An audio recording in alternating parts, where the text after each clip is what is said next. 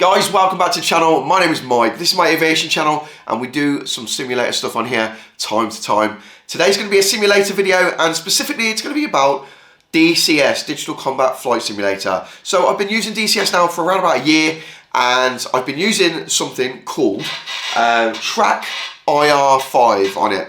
And I put it on this bulky helmet. Some of you may have seen the video I did about Microsoft Flight Simulator a few weeks ago, but I had Track IR mounted on the side of my helmet.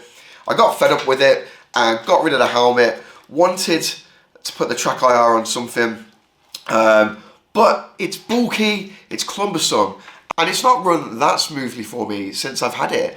To be fair, I found it quite glitchy.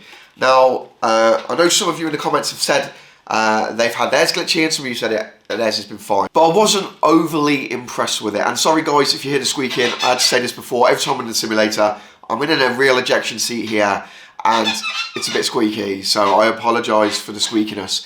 But yeah, so my Track IR has not been great. And a company called Beam reached out to me a few months ago and I have been really impressed. So you don't need any of the hardware, which is expensive. The Track IR cost me, nearly £200 in total with all the bits and bobs. And I had the bit that clips on your cap, which I didn't like. And then I had the infrared bits. And I just spent a lot of money on it. And I wasn't that impressed. So when Beam reached out to me and said, do you want to try our product? I jumped at the chance. And actually, turned out that it was the best thing I could have possibly ever done. And I'm going to show you how well it works in DCS, and I'm also going to show you some of the misconceptions that we've had over the comments and put them to rest and go for it. Also, if you want to download it, go to my description.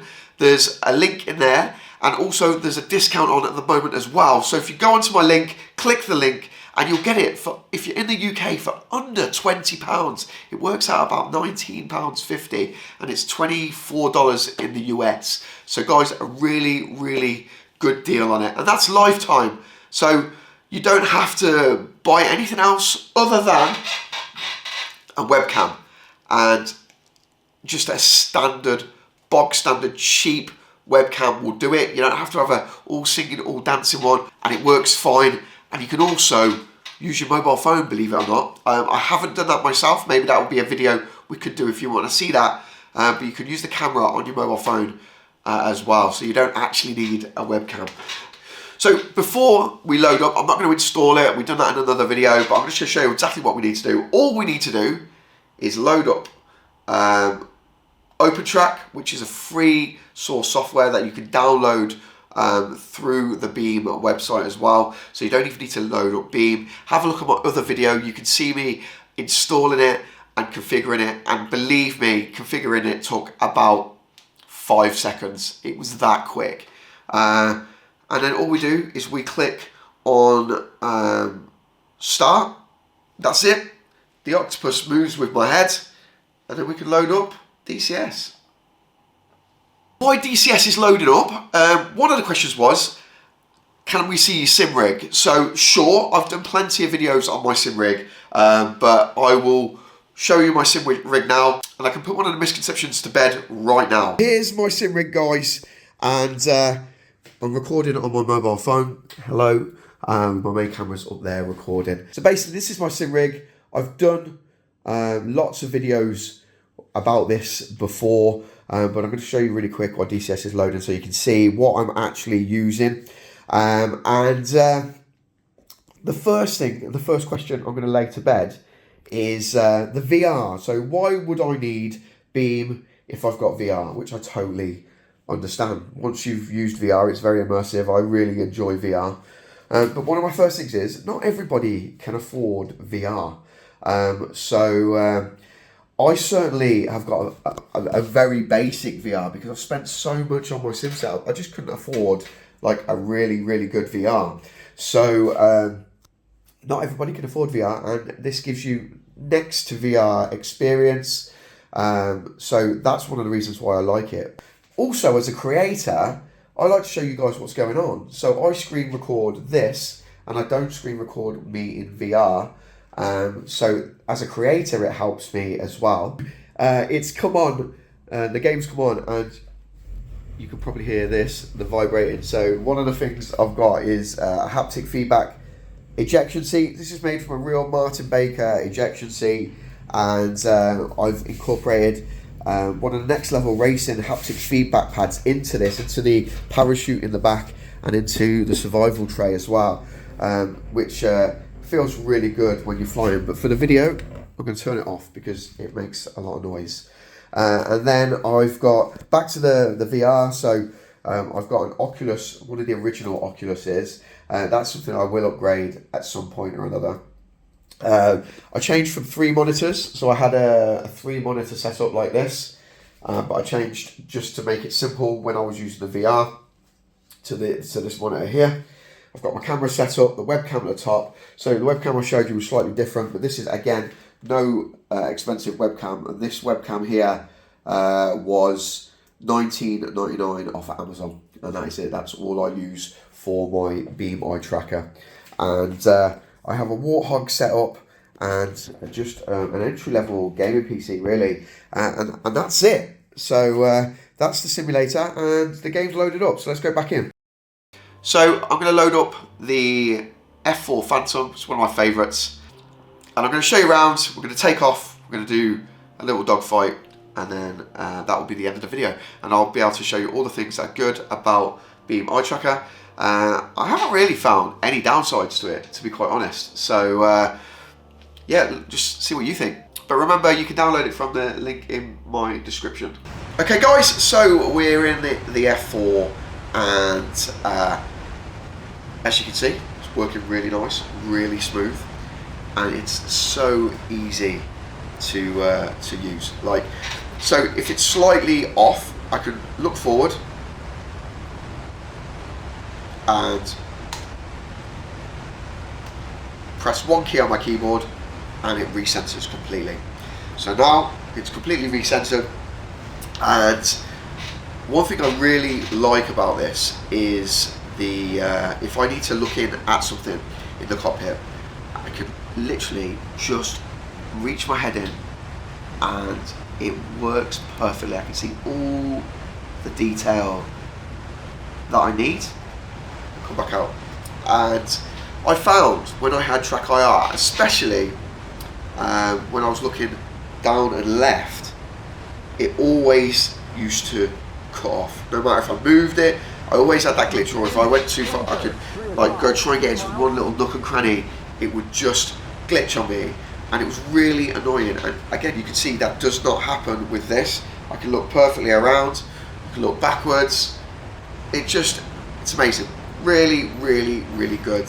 So one of the things what people were saying is, I wear glasses. Does it work with glasses? Now, I will show you. So, got some glasses here. We're going to stick them on, and you will see it works absolutely fine. No problem at all with glasses. Going into the detail, looking around, perfect. So we've seen the glasses work. Let's take the glasses off. Going to pause the game. One of the things you guys said is, yeah, that's good, but my track IR works in the dark. So let's see if it works in the dark. Right. So we're in low light. We're not in complete darkness, but we're in low light. And when I say low light, I think the main glow we're getting is off my camera screen and off my monitor. So let's go back into the game. Oh, I've stalled. Here we go. There we go. Right, good. And we'll see. Does it work? Yes, it does perfectly. So back in the game. And does it work? Yes, it does. Perfectly. Absolutely perfect. So that's low light. And I've experimented with this as well, and I've got it down to almost darkness. So it needs a little bit of light, but mainly if you're flying the aircraft in the day on the flight simulator, the glow that you get from the screen, then you won't have a problem whatsoever because you can see the light on my face. If you're flying a night scene on here, might be a bit darker, and you might have a little bit more glitching on this. But I mean, your room has got to be pitch black. So darkness is fine, or low light is fine.